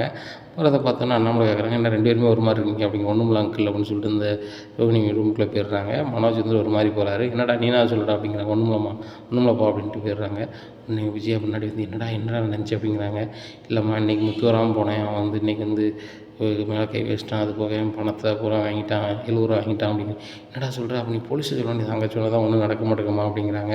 இப்போ என்ன தாண்டா சரிது, அப்போ கடையை கொடுக்க தான் செய்யணுமா அப்படிங்கிறாங்க. இல்லைம்மா முத்து வந்தால் தான் முடியும், மாதம் வந்து அவனுக்கு 1,50,000 அவனுக்கு காருக்கும் அவனுக்கும் கொடுத்தான், அவனுக்கு வேறு வழியே இல்லை அப்படிங்கிறாங்க. டேய் இது என்னடா இப்படி பண்ணால் எப்படிடா ஜெயிக்க முடியும் அப்படிங்கிறாங்க. வேறு வழி இல்லைம்மா அப்படிங்கிறாங்க. உடனே முத்து சொல்கிறாரு, நாளைக்கு ஒரு ஆஃபர் இருக்குது வந்துரு அப்படிங்கிறாங்க. நான் வரல, எனக்கு இன்னொரு ஆஃபர் ஏற்றிருக்கேன், நான் வரல அப்படிங்கிறாங்க. நீ ஆஃபர் எவ்வளோக்கு ஏற்றிருக்க அப்படிங்கிற 3000 நான் தான் 5,000 தரேங்கண்ணே அப்படிங்கிறாங்க. நீ 80,000 தான் நான் வரல அப்படிங்கிறாங்க. இல்லை நான் வந்து உனக்கு 7,000 நாளைக்கு தரேன், நீ வந்துரு வேறு வண்டி மாற்றி விடு அப்படிங்கிறாங்க. என்னடா சொல்கிற, என்னையை கூப்பிட்டதுக்கு வேறு ஆளை கூப்பிட வேண்டியதுடா, உனக்கு லாபம் தானடா அப்படிங்கிறாங்க. இல்லை 7,000 தரேன் அப்படிங்கிறாங்க. உடனே முத்து ஒரு ஃப்ரெண்டுக்கு ஃபோன் அடிச்சு செல்வத்துக்கு ஃபோன் அடிச்சு, செல்வம் நான் ஒரு ஆஃபர் எடுத்தேன், அதுக்கு நீ பேர் எங்கள் அண்ணன் நான் தான் வந்து அவனுங்க ஆடு தினம் 7,000 5,000 வந்துட்டு இருந்துச்சு, இப்போ 7,000 தருதுங்க. அதனால் வந்து கிட்டத்தட்ட லாபம் தான், ஒன்றும் பிரச்சனை இல்லை, இது எத்தனை நாள் ஓடுன்னு தெரில அப்படிங்கிறாங்க. உடனே செல்வம் சிரிக்கிறாரு, உள் வீட்டுக்குள்ளே இவ்வளோ ஆஃபர் சூப்பராக ஓடுதாப்பா அப்படிங்கிறாங்க. உண்மையிலே அவன் என் கூட பிறந்த அண்ணன் மாதிரி பழகிருந்தான்னா வாடகையே வேண்டாம்னா வாடகைன்னு போயிருக்கலாம். அவன் இன்னும் 3ஆவது மனுஷமாக நினைக்கும் போது நானும் அப்படி தான் நினைக்கணும் செல்வம் அப்படிங்கிறாங்க. கரெக்டு தான் அப்படிங்கிறாங்க. நேராக முத்து கொண்டு விடுதாரு. முத்து எங்கேயும் போகாது, இங்கே ஏறு அப்படிங்கிறாங்க. வசூல் பண்ண வரவங்க பார்க்குறாங்க, ஆகா இன்றைக்கி முத்து வந்துட்டான், வரக்கூடாது, முத்து என்றைக்கு வரலையே அன்றைக்கி மொத்தமாக வசூல் பண்ணிக்க வேண்டியதான். இவனும் நடக்கிறத வந்து அவன் தம்பிட்டு சொன்ன மாதிரி இல்லை, அதனால் வந்து அவனும் அவங்க வீட்டில் சொல்ல போகிறதில்ல, நம்மளே இது சொல்ல வேண்டாம், இன்றைக்கி கணக்கு எழுதிக்கிடுவோம், இன்றைக்கி முத்து இருக்கான் சரியா, என்றைக்கு வராமல் இருக்கானோ அன்றைக்கி நம்ம மொத்தமாக வாங்கிடுவோம்னு சொல்லிட்டு அவனால் கிளம்பி போகிறாங்க. மாமூலி அவன்கிட்ட போய் சொல்கிறாங்க, சார் திடீர்னு முத்து வந்துட்டார் அப்படிங்கிறாங்க. அவன் வந்தால் வசூல் பண்ண வேண்டாம், அவன் திடீர்னு வராமல் இருப்பான், வராமல் இருக்கும்போது வந்து நம்ம இது பண்ணிக்க வேண்டியதான் அப்படின்ட்டு இருக்காங்க. உடனே கார் ஸ்டாண்டில் என்ன தான் நடக்கு அப்படின்னு சொல்லிட்டு போய் கேட்குறாங்க. அப்போ அவர் சொல்கிறாங்க, அவன் தம்பி அண்ணா வந்து ஆஃபர் கூப்பிட்டே போகிறாரு அப்படிங்கிறாங்க. அப்போ தான் அந்த ரவுடி தெரியுது, ஓஹோ நான் வந்து வசூலுக்கு வரேன்னு சொல்லிட்டு நீ வந்து உன் தம்பியை கூப்பிட்டு வச்சிருக்கியா, ஆனால் உன் தம்பிக்கு வந்து வாடகைக்கு தான் வந்திருக்கான், உனக்காக விசுவாசத்துக்கு வரல, ரைட்டு எப்படின்னாலும் வந்து எவ்வளோ நாள் நீ வாடகை கொடுத்துருவேன் நான் பார்த்துட்றேன் அப்படின்னு சொல்லிட்டு நினைக்கிறாரு. இந்த சூழ்நிலையில் மனோஜுக்கு ஒரு 2-3 நாளாகவே சுத்தமாக கடை ஓடவே இல்லை, 5,000 கூட ஓடலை. அப்போ ரோகிணிகிட்ட சொல்லிட்டாங்க, ரோகிணி நான் வந்து 2 நாளாக வந்து வாடகை வந்து என் வேலை பார்க்குறவன்ட்ட கடை வாங்கி தான் கொடுத்தேன். என்ன பண்ண சொல்கிறீங்க, வேலை பார்க்குறவன்ட்ட கடை வாங்கினீங்களா அப்படிங்கிறாங்க. ஆமாம் ரோகிணி 2 நாளாக 5,000 கூட ஓடலை, 2 பேர்கிட்ட வாங்கி கொடுத்துட்டேன். இன்றைக்கி காலையில் வந்து நம்ம உன்னை கூப்பிட்டு போனோன்னா இன்றைக்கி ஒரு 5,000 கேட்பான், இப்போ என்ன செய்யணும்னு தெரில அப்படிங்கிறாங்க. மனோஜ் கொஞ்சம் இருங்க நான் கடைக்கு போய்ட்டு வரேன் அப்படின்னு சொல்லிட்டு தன்னுடைய கம்மலை வந்து விற்றுட்டு ஒரு 5,000 வாங்கிட்டு பிளாஸ்டிக் கம்மில் போட்டு வராங்க. என்ன ரோகிணி பிளாஸ்டிக் கம்மில் போட்டிருக்க அப்படிங்கிறாங்க. என்ன செய்ய மனோஜ், வேறு வழி இல்லை, ஆனால் தான் விற்றுட்டேன், இதை கொடுங்க, இன்னும் வந்து கொஞ்சம் நாளில் சரி வந்துடுமான்னு பாருங்கள், இல்லைனா ஒன்றுமே இருக்காது, என் தாலி கூடயும் விற்றுட்டேன், இப்போ என்ன செய்யனே தெரில அப்படிங்கிறாங்க. உடனே சரி ரோகிணி நீ வந்து அந்த பொருளை திருப்பதுக்கு நான் வழி பண்ணுறேன் அப்படின்னு சொல்லிட்டு நேராக போய் விஜயாட்ட போய் பேசுகிறாங்க. அம்மா இந்த மாதிரி ஆயிடுச்சுமா, கொஞ்சம் பணம் வேணுமா, ஏன்டங்கடா இருக்குது அப்படிங்க, நகையை கொடுங்கம்மா, நான் 1 வாரத்தில் திருப்பி தந்துடுறேன், அது போக வந்து நான் இப்போ 1 வாரத்தில் சரியாயிருமா, 1 வாரம் மட்டும் முத்து கரெக்டாக ரெகுலராக வந்தாலும் நம்ம சரியாயிருமா அப்படிங்கிறாங்க. உடனே 5,000 முத்துட்ட கொடுக்குறாங்க. முத்து வா அப்படிங்கிறாங்க, இதை கொண்டு வர எவ்வளோ கஷ்டப்படுங்க தெரியுமா அப்படிங்கிறாங்க. ஏன்டா கஷ்டப்படணும், பேசாமல் நீ ஒரு ஆட்டோ பிடிச்சி போனோம், கம்மியான விலை வரப்போகுது, வரும்போது கம்மியான விலையில் வரப்போகிற, எனக்கு ஏன் தினம் 5,000 7,000 கொடுத்துட்டாக்க, சரியா எனக்கு ஒன்றும் தர வேண்டாம் போ அப்படிங்கிறாங்க. இல்லை நான் 5,000 தரேன் வா அப்படிங்கிறாங்க. மறுபடியும் 5,000 கொடுத்து கூப்பிட்டு போகிறாங்க. முத்துக்கு அப்புறம் தான் ரொம்ப டவுட்டாக இருக்குது, என்ன தான் கதை நடக்குன்னு ஒன்றுமே தெரில அப்படின்னு சொல்லிட்டு ரொம்பவே யோசனையாக இருக்கார். அப்போ தான் பக்கத்து கடையில் போய் விசாரிக்கிறார், என்ன நடக்குது அப்படிங்கிறாங்க. இல்லை தலைவரை, ஒரு நம்ம ஏரியாவில் ஒருத்தன் வசூல் பண்ணுவான், தினம் 10 மணிக்கு வந்துடுவான், ஏன்னா வசூல் கொடுக்கல அப்படின்னா கடை அடைக்க சொல்லுவான், கடை அவன் கண்ட்ரோலில் போயிடும். அதே மாதிரி உங்கள் அண்ணன் கடையும் அப்படி பேசுனாங்க, நீங்கள் வர்றதுனால அவன் பணமே வேண்டான்னு சொல்லிட்டான் போல். வரமாட்றான் கடை பக்கத்தில். நீங்கள் ஏதோ பூசை ஏதோ கொடுத்துருப்பீங்க போல். நீங்கள் இல்லாதனால வசூல் பண்ணுறாங்க. நீங்கள் ஒரு நாள் வரலை, நீங்கள் 7 நாள் வந்ததுக்கு ரூ. 70 வசூல் பண்ணிட்டாங்க. இப்போவும் நீங்கள் இருக்கிறதுனால அவன் பார்த்துட்டு போயிடுறானுங்க. இப்படி தான் நடக்குது அப்படிங்கிறாங்க. அப்படியா, இதுதான் கதையா அப்படின்னு சொல்லிட்டு யாரை மனோஜ் சொல்கிறாரு. மனோஜ், நான் இன்னிலேருந்து வரல, நான் எனக்கு வேறு ஆஃபர் இருக்குது, 1 மாதத்துக்கு நான் டெல்லி வரைக்கும் வேண்டியிருக்கு அப்படின்னு. என்னடா சொல்கிறேன், அப்போ நான் 1 மாதம் கடை அடைக்கணுமா அப்படிங்கிறாங்க. நான் போகிறதுக்கு நீ கடை அடைக்க என்னடா இருக்குது அப்படிங்கிறாங்க. இல்லைடா, நீ வராமல் எப்படி திறக்கிறது அப்படிங்கிறாங்க. ரொம்ப தான் பாசம், சரியா? உன் பொண்டாட்டிக்கு நானும் வந்து அக்ரிமெண்ட் போடும்போது சாட்சி கழுத்து போடட்டுமான்னு அவர் கேட்குறதுக்கு இவங்களாம் போட்டால் கடை வழங்காதுன்னா இப்போ என்னையை கூட்டி வந்து கல்லால் முன்னாடி உட்கார வச்சிருக்க அப்படிங்கிறாங்க. எல்லாம் பாசம் தான்டா, நீ இருந்தால் நல்லதே நடக்கும்டா அப்படிங்கிறாங்க. நீ நடிக்காத, எல்லா வகையும் கேள்விப்பட்டேன் அப்படிங்கிறாங்க. டேய் பாத்தியாடா, அவன் இப்படிலாம் பண்ணுறான்டா, வீட்டை சொல்லிடாடா, வேறு ஏதாவது பிரச்சனையாக விடாதான்டா சொல்லலை, இப்போ அண்ணனுக்காக அவன்கிட்ட பேசி அதை ஒழுங்கு பண்ணுடா, பாருடா, அடுத்த உனக்கு எவ்வளோ தந்துருக்கேன் அப்படிங்கிறாங்க. நான் உனக்கு அவளாம் பண்ண முடியாது, நீனும் உன் பொண்டாட்டியும் வந்து எங்கள் கதையை நான் பார்த்துக்கிறேன், நீனும் முத்தி எதுக்கு தலையிடுதுன்னு சொல்லி என் பொண்டாட்டிட்ட கேட்காங்க. எதனால என் பொண்டாட்டிட்ட கேட்டு தான் நான் செய்ய முடியும் அப்படிங்கிறாங்க. டேய், அண்ணனுக்காக செய்கிறதுக்கு நீ வந்து பொண்டாட்டி கேட்டு தான் செய்வியா அப்படிங்கிறாங்க. 100% என் பொண்டாட்டி மீனாட்ட கேட்டு தான் செய்வேன். நானாவது எது செய்ய போவேன், ஏதாவது வந்துட்டுனா அவங்களே உண்மையாக இல்லை, நீங்கள் ஏன் பண்ணி கொடுத்தீங்கன்னு வரும். அதனால் என் பொண்டாட்டி கேட்டு செய்தேன் அப்படிங்கிறாங்க. முத்து, எப்படியாவது செய்டா, பொண்டாட்டி கேட்டால் அவங்க வீட்டுக்கே தெரிஞ்சிடும்டா, அப்பாவுக்கு தெரிஞ்சிடும்டா அப்படிங்கிறாங்க. டேய், நீ இவ்வளோ கோழையாக இருப்பேன்னு நினச்சி கூட பார்க்கலடா, தர முடியாதுன்னு சொல்ல வேண்டியதானே அப்படிங்கிறாங்க. இல்லை, நீ தான் அவன்கிட்ட கேட்க முடியும், உனக்கு தான் அவன் பயப்படுதான் அப்படிங்கிறாங்க. நேராக வீட்டுக்கு போகிறாங்க. வீட்டுக்கு போய் மீனாட்ட கேட்குறாங்க. மீனா அந்த மாதிரி இருக்குது அப்படிங்கிறாங்க. என்னங்க சொல்கிறீங்க அப்படிங்கிறாங்க. ஆமாம், அவன் நம்ம தில்லாலங்கடியால் தான் வந்து நம்மளுக்கு வந்து இப்படி ஆயிருக்கு. தில்லாலங்கடி பெயர்ந்ததுனால நம்மளுக்கு வந்து அதிர்ஷ்டத்தை பாரு, தினம் வருமானம் தரான். இப்படியே விட்டா அவன் வருஷக்கணக்கில் தந்துகிட்டே இருப்பான், அங்கே கடையே இருக்காது. ஐயோ பாவம், அவன் நீ தம்பியாக நினைக்கல, நான் அவனை அண்ணனாக நினைக்கேன். ஒன்றும் பிரச்சனை கிடையாது, என்ன நான் அவனுக்கு 4 பூசை கொடுத்தோம்னா வரைய மாட்டான், கொடுக்கட்டுமா அப்படிங்கிறாங்க. எங்கள் சட்டப்படி செய்ய சொல்லுங்கள், அந்த ரோகிணி தான் சொல்கிறாங்கல்ல, அவங்க விஷயத்தில் தலையிடக்கூடாது, வைக்கக்கூடாதுன்னு சொல்லிட்டு நீங்கள் வந்து சொல்லிடுங்க அப்படிங்கிறாங்க. உடனே போலீஸுக்கு போக சொன்னோமா, போலீஸ் வந்து அவங்களுக்கு தான் சப்போர்ட் பண்ணுறாங்களா அப்படிங்கிறாங்க. என்னங்க சொல்கிறீங்க அப்படிங்கிறாங்க. ஆமாம், இது வந்து முரட்டு வைத்தியம் பண்ணாத லாய்க்கு, நான் பண்ணி விட்ருவேன், ஆனால் வந்து நீ எதுவும் சொல்லக்கூடாதுல்ல, அப்பா எதுவும் சொல்லக்கூடாதுல்ல, அதான் அவங்க 2 பேர்கிட்ட சொல்லணும்னு சொல்லியிருக்கேன் அப்படிங்கிறாங்க. சரிங்க, நீங்கள் வந்து மாமாட்ட கேளுங்கங்கிறாங்க. அங்கே கேட்குறாங்க. உடனே அண்ணாமலை ரொம்பவே ஷாக்காக, இதுதான் உன்னை கொண்டு போகிறானா, அதான் நான் பார்த்தேன், ஆதாயம் இல்லாமல் ஆற்றுக்குள்ள இறங்க மாட்டானே மனோஜ் அப்படின்னு சொல்லிட்டு, சரி ரைட்டு, நீங்கள் வேணால் போலீஸுக்கு போடா அப்படிங்கிறாங்க. அங்கே போனால் ஒன்றும் நடக்காதுப்பா அப்படிங்கிறாங்க. இப்போ என்னடா செய்ய நினைக்கிங்க அப்படிங்கிறாங்க. இல்லைப்பா, முரட்டு வைத்தியம் பண்ணாதான் மலாய்க்கு அப்படிங்கிறாங்க. டேய், நீ அப்படி பண்ண போக வேறு மாதிரி ஏறக்கூடாடா அப்படிங்கிறாங்க. அதுவும் எனக்கு இதாக தான்ப்பா இருக்குது, இவன் உண்மையாக இருந்தால் நானே பண்ணிடுவேன்ப்பா, யார்ட்டையும் கேட்க மாட்டேன். இவன் உண்மையாகவும் இல்லை, அது போக மீனாவும் முத்து எனக்கு எந்த பிரச்சனையும், நீங்களும் மீனாவும் எந்த பிரச்சனைக்கும் என்ன போகக்கூடாதுன்னு நினைக்கிறீங்க, நானும் அதை செய்யக்கூடாதுன்னு நினைக்கிறேன். அது மாதிரி உங்கள்கிட்ட சொல்லிட்டு தானப்பா செய்யணும் அப்படிங்கிறாங்க. உடனே மனோஜை கூப்பிட்டு வர்றாங்க. டேய், என்னடா இப்படி இருக்க, பயந்துக்கிட்டு இருக்க சின்ன பையன் மாதிரி, தொழில் நடத்து பார்த்துக்கலாம் அப்படிங்கிறாங்க. இல்லைப்பா, தேவையில்லாமல் நீ முத்து மாட்டி விட்டான், கடைக்காரன் சீட்டு மாட்டி விட்டார் அப்படிங்கிறாங்க. டேய், இவங்கள குறை சொல்லாத, அவங்க வந்து உனக்கு இந்த குறைஞ்ச விலைக்கு யாருமே தரமாட்டாங்க, அதுவும் 40 வருஷமாக நடத்தின கடை, இப்படி கடைக்கு நீ கொடுத்து வச்சுருக்கணும்டா அப்படி இப்படின்னு சொல்லிட்டாங்க. எனக்கு என்ன செய்யணும்னு தெரிலப்பா, முத்து தான்ப்பா ஏதாவது செய்யணும், அவனுக்கு 2 பூசை கொடுத்தோம்னா பண்ணிடுவான்ப்பா அப்படிங்கிறாங்க. நீனும் இப்போ வந்து எந்த விஷயத்தையும் தலையிடக்கூடாதுன்னு முத்து மீனாவும் பேசுறீங்க, இந்த விஷயத்தில் மட்டும் எப்படி தலையிட சொல்லுத மனோஜ் அப்படிங்கிறாங்க. அவன் வந்து ரவியும் வராரு. மனோஜ், உன் கதைக்கு மட்டும் அவனை பயன்படுத்துன்னு நினைக்காத, ஏதாவது ஒரு கதைன்னா அவனை குடிக்காரன் ரவுடிங்க, உன் கதைக்கு மட்டும் ரவுடி மாதிரி பயன்படுத்துன்னு நினைக்க, அது நடக்காது, நீ வந்து சட்டப்படி செய்ய அப்படிங்கிறாங்க.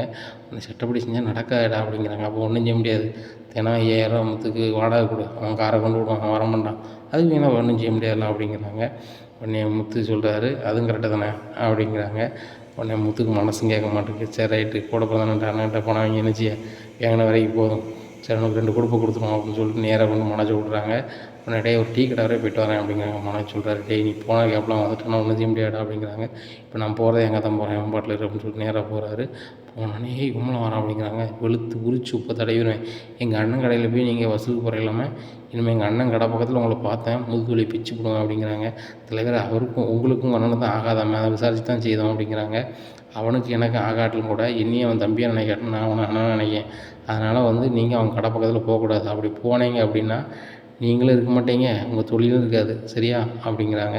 இதை கேட்டால் அவர் சொல்கிறார், தம்பி, ஏற்கனவே உங்கள்கிட்ட புதுசாக அனுபவம் என் ஆட்களுக்கு இருக்குது, நீங்கள் மறுபடியும் இப்படி பண்ணிங்கன்னா ஒரு கடையிலையும் தரமாட்டான், இனிமேல் உங்கள் கடைக்கு மட்டும் வரமாட்டான், தயவு செய்து இந்த பக்கம் வராதாங்க அப்படிங்கிறாங்க. என் கடை பக்கத்தில் மட்டும் இல்லை, எங்கள் அண்ணன் கடை பக்கத்தில் மட்டும் இல்லை, யார் கடைக்கும் போகக்கூடாது. அப்படி நீங்கள் போனீங்க, அந்த செய்தி எனக்கு வந்துச்சு அப்படின்னா நீங்கள் வந்து இந்த மண்ணில் இருக்க மாட்டீங்க, விண்ணில் இருப்பீங்க அப்படிங்கிறாங்க. இதை கேட்டால் அவர் சொல்கிறார், அவ்வளோ பெரிய ஆளா அப்படின்ட்டு கேட்குறாங்க. இன்னும் அவ்வளோ பெரிய ஆளா அப்படின்னு சொல்லிட்டு வெளுன்னு வழுக்காரு. ஆகா தம்பி விட்டுருங்க நாங்கள் டம்மி பீஸ் தான், நாங்கள் ஏதோ வசூல் பண்ணிகிட்ருக்காங்க அதிகாரிகளை செட் பண்ணி அவ்வளோதான் விட்டுருங்க, இனிமேல் வந்து தமிழ்நாட்டை விட்டே நாங்கள் ஓடிடுறோம், பாம்பே பார்த்து ஓடிடுறோம் அப்படிங்க. எங்கே ஓடியோ ஓடிடுங்க, ஆனால் வந்துட்டு இன்னும் இந்த வசூலுக்கு இந்த பக்கத்துக்கு வந்துடக்கூடாது அப்படிங்கிறாங்க. உடனே இந்த செய்தியை வந்து இவன்கிட்ட சொல்கிறான், மனோஜ் சொல்கிறாங்க. மனோஜ் சொல்லிட்டாரு, சரிடா பார்த்துக்குறேன், இன்னும் நான் தொழில பார்த்துக்குறேன் அப்படிங்கிறாங்க. டேய் சும்மா தான் சொன்னேன், நான் ஒன்றும் செய்யலை அப்படிங்கிறாங்க. டேய் என்னடா சொல்கிற அப்படிங்கிறாங்க. டேய் நடிப்புக்காரா, நீ யார் என்ன வரும்னு எனக்கு தெரியும், சரியா சீனை போடாத, அவன் இன்னும் வரமாட்டான், ஒழுங்காக தொழில் பண்ணு, பணத்தை வீணாக்காத அப்படின்னு சொல்லிட்டு முத்து கிளம்புறாரு.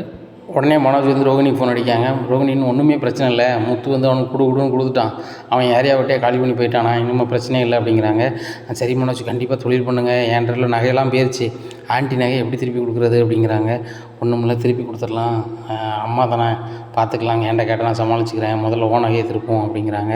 சரி மனோஜ் அப்படின்னுட்டு இருக்காங்க.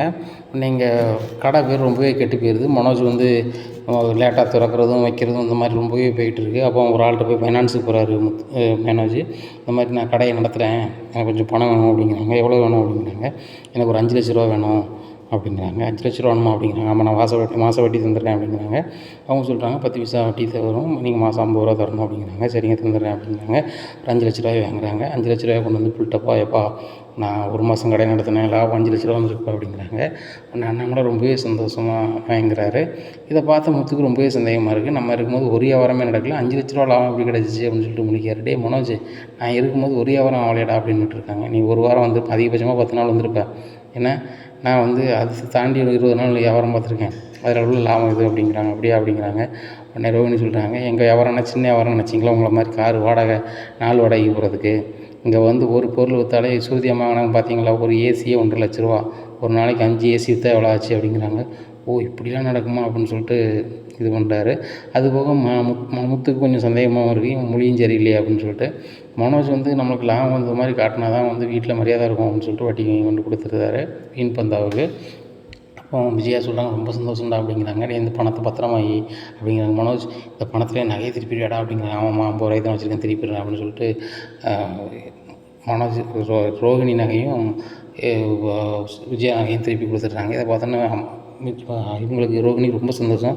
மனோஜ் எனக்கு ரொம்ப சந்தோஷமாக இருக்கும் உங்களுக்கு நினச்சா, மாதமே எனக்கு 5 லட்சம் வந்துருச்சு, இன்னும் மாதம் 5 லட்ச ரூபா வருமானம் வரப்போகுது, நம்ம எங்கேயோ போகிறோம், போகிற போக்க பார்த்தா நம்ம வந்து பெரிய ஒரு இடத்துல வந்து போயஸ் கார்டனில் கூட நம்ம ஒரு பெரிய வீடு வாங்கிடலாம் போல அப்படிங்கிறாங்க. அம்மா ரோகிணி அப்படி இப்படின்னு படம் போடுறாங்க. மனசுக்கு நினைக்காரு, 50,000 மாதம் வட்டி கொடுக்கணும், இந்த முத்துக்கு கொடுக்குறது 10 நாள் கொடுத்த கணக்கு தானே, நம்ம வட்டி கொடுத்துலாம், ஒன்றும் பிரச்சனை இல்லை அப்படின்னு நினைக்காங்க. இங்கே கடைக்கு போகிறாரு, ஒரு வியாபாரமே இல்லை, ஒன்றும் செய்ய முடியல. அப்போ வட்டிக்காரன் வந்து இருக்காங்க. இந்த மாதிரி நீங்கள் வந்து மாதம் வட்டி தரேன்னு சொன்னீங்க, வட்டி எங்கே அப்படிங்கிறாங்க. நான் தாரேன் வைக்கேன் அப்படின்ட்டு இருக்காங்க. சரி வராது, இந்த மாதம் வட்டிக்கு வந்து நாங்கள் வந்து ஒரு 3 ஏசி எட்டு போகிறோம்னு சொல்லிட்டு ஏசி எட்டு போயிடுறாங்க. ஒரு ஏசியோட விலை எவ்வளவு, 40 ரூபா 50 ரூபா, நீங்கள் 3 ஏசி எட்டு போகிறீங்க அப்படிங்கிறாங்க. நாங்கள் அதை விற்று தாங்க காசாக்கணும், அதனால் சரி வராது அப்படின்னு சொல்லிட்டு 3 ஏசி கொண்டு போயிடுறாங்க. நீ மனோஜ் நினைக்கிறாரு, அடுத்த மாதம் கண்டிப்பாக வட்டி கொடுத்துடணும், இல்லைன்னா இல்லை ஏசியும் எட்டு போயிடும், ஒரு பொருள் இருக்காது அப்படின்னு நினைக்காங்க. இந்த சூழ்நிலையில் மனோஜ் வந்து வீட்டில் பயங்கர பில்டப் பண்ணிகிட்ருக்காரு, ஒன்றுமே இல்லாட்டிலும் கூட. அப்போ மனோஜ் கேட்குறாங்க, ரோகிணி நீங்கள் வீட்டுக்கு வரும்போது காசே கொண்டு வர மாட்டேங்க மனோஜ், பணத்தை எப்படி சேர்த்துக்கிங்க அப்படிங்கிறாங்க. கல்லால் தான் வச்சுருக்கேன் அப்படிங்கிறாங்க. அப்படி வைக்காதீங்க, யாராவது திருடன் எடுத்துகிட்டு போய்ட்டு அனுப்பிச்சிவீங்க அப்படிங்கிறாங்க. ரோகிணி நம்ம கடைக்குனே தனியாக அக்கௌண்ட் ஓப்பன் பண்ணியிருக்கேன், தினம் வரதுக்கு நோட்டி அதனால் போட்டுட்டு தான் வருவேன் அப்படிங்கிறாங்க. மனோஜ் நீங்களாம் உண்மையிலே படித்தவங்க எங்கே ரொம்ப நிரூபிச்சிட்டிங்க, கண்டிப்பாக நீங்கள் பெரிய ஆளாக வருவீங்க அப்படிங்கிறாங்க. ரோகிணி பயங்கரமாக தான் வருவேன் அப்படிங்கிறாங்க. மாதம் வட்டியே கொடுக்க முடியல. அந்த வட்டிக்காரர் தினம் வந்துட்டு மாதம் கடையில் உள்ள பொருளெல்லாம் பெருகிட்டு போயிட்டே இருக்கார். 3 மாதம் ஆயிடுது. அப்புறம் பார்க்காரு, நீங்கள் வட்டியும் கொடுக்க முடியுது மாதிரி தெரியல, ஒன்றும் தெரியுது மாதிரி இல்லை, நான் 5 லட்ச ரூபாய்க்கு பொருள் பறிக்கிறேன், இதோட நான் முடிச்சு விட்டோம் அப்படின்னு சொல்லி அங்கே உள்ள பொருளை பூரா 5 லட்ச ரூபான்னு பேசி ஒரு 10 லட்ச ரூபாய்க்கு மதிப்புள்ள பொருளை பறிக்கிறாரு. கடை பூரா காலியாக இருக்குது. அப்போ ஸ்டாஃபெல்லாம் கேட்குறாங்க, சார் வந்து நிறைய பொருளை வாங்கி வச்சா தான் வியாபாரம் ஆகும் அப்படிங்கிறாங்க. எங்கே ஆகுது, பொருள் தான் போனது மிச்சம் அப்படிங்கிறாங்க. நேராக கடைக்கு முத்து ஒரு நாள் வராது, கடை பூரா காலியாக இருக்குது. என்னடா கடையில் ஒரு சாமானும் இல்லை அப்படிங்கிறாங்க. எல்லாம் வித்துருச்சு அப்படிங்கிறாங்க. எல்லாமே வித்துருச்சா, அந்த 5 லட்ச ரூபா தானே வீட்டில் கொண்டு லாபம் கொடுத்து அதுக்குள்ளே எல்லாம் வித்துருச்சா அப்படிங்கிறாங்க. இல்லைடா வித்துருக்கு, இது இந்த மாதம் கணக்கு அப்படிங்கிறாங்க. அப்படியா என்ன கணக்கோ அப்படின்னு சொல்லிட்டு போகிறாங்க. வேலை பார்க்குற ஒரு ஸ்டாஃப் வந்து சார் இல்லை அப்படின்னு சொல்ல வராரு. மனசு கண்ணை காமிக்கிறார், எதையும் சொல்லிடாத, அவன் தம்பி வந்து வெறும் வழங்காதான் அப்படின்னு சொல்லிட்டு கண்ணை காமிக்கிறாரு. சரி சார் நான் சொல்லலை அப்படின்னு சொல்லிட்டு அவர் நின்றுக்கிறாரு. உடனே முத்து சொல்கிறாரு, ஏதோ ஒன்று தப்பாக இருக்குது, நீ வந்து லாபம்னு சொல்லி வீட்டில் கொண்டு கொடுக்குற, கடை காலியாக இருக்குது, வியாபாரம் நடந்த மாதிரியே இல்லை, என்னமோ பண்ணுறேன், சரி பண்ணு அப்படின்னு சொல்லிட்டு கிளம்பி போகிறாரு. இந்த சூழ்நிலை ரோகிணிகிட்ட சொல்கிறாங்க நடந்ததெல்லாம். ரோகிணி ரொம்பவே ஷாக்குறாங்க, என்ன சொல்கிற அப்படிங்கிறாங்க. இல்லை ரோகிணி ஒன்று சொல்லணும்னு நினச்சி தான் ரொம்ப நாள் இது பண்ணிகிட்டு இருந்தேன், நான் வட்டியும் வாங்கி தான் மாதம் கொடுத்தேன் வீட்டுக்கு, இப்போ அவன் எல்லா பொருளையும் எடுத்துகிட்டு போயிட்டான். அது போக வந்து நம்ம கடையில் இப்போ சுத்தமாக பொருள் இல்லை.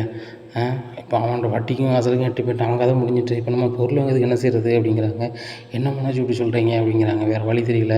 உங்கள் நகையை திரும்பினதாம்மா, நகையை திரும்பினதெல்லாம் வந்து நான் வட்டி வாங்கி தான் இருந்தேன். இப்போ என்ன பண்ணுறது அப்படிங்கிறாங்க. எனக்கு ஒன்றும் புரியலையே மனோஜ், நான் வேறு பார்லர் வந்து வேலையில் நின்றுட்டேன். என்ன வேலையில் நின்றுட்டியா? உன் சொந்த பார்லர் இல்லையா அப்படிங்கிறேன். இல்லை இல்லை என் பார்லர் தான் இருக்குது அப்படிங்கிறாங்க. ரோகிணி அப்போ ஒன்று செய்ய, உன் பார்லர் பேரில் லோன் போட்டு தாங்க, நான் வந்து தொழில் பண்ணது வசதியாக இருக்கும் அப்படிங்கிறாங்க. என்ன மனோஜ் சொல்கிறீங்க? 29 லட்ச ரூபாயும் மண்ணாக்கிட்டீங்களே மனோஜ் அப்படிங்கிறாங்க. இல்லை ரோகிணி, நான் செய்யணும்னா செஞ்சேன், தொழில் பண்ணேன், வேறு மாதிரி ஆயிடுச்சு, நம்ம இன்னும் ஜெயிச்சிடலாம், இப்போ தான் ஐடியா கிடச்சிச்சில்ல அப்படிங்கிறாங்க. உடனே என்ன மனோஜ் சொல்கிறீங்க, நான் இப்போ அதுக்கு என்ன செய்யப்படுன்னு தெரியல அப்படின்னு சொல்லி நேராக சிட்டிகிட்ட போகிறாங்க. சிட்டிட்டு போய் எனக்கு கொஞ்சம் வட்டிக்கணும் அப்படிங்கிறாங்க. ஏம்மா நீ கிட்டத்தட்ட வாங்கி 270 வாங்கிட்டேன், 270க்கு வட்டியும் தரல ஒன்றும் தரல 2 மாதமா, அது வட்டி தான் அப்படிங்கிறாங்க. உடனே வட்டி பணத்தை கொடுக்குறாங்க. எனக்கு அசல் பணம் அப்படிங்க. ஏம்மா உங்ககிட்ட கஷ்டப்பட்டு வாங்கி தான் இது பண்ண வேண்டியிருக்கு. உன் குழந்தை முத்து இருக்கான், நான் வந்து உன் வீட்லேயோ எங்கேயோ நிற்க முடியாது.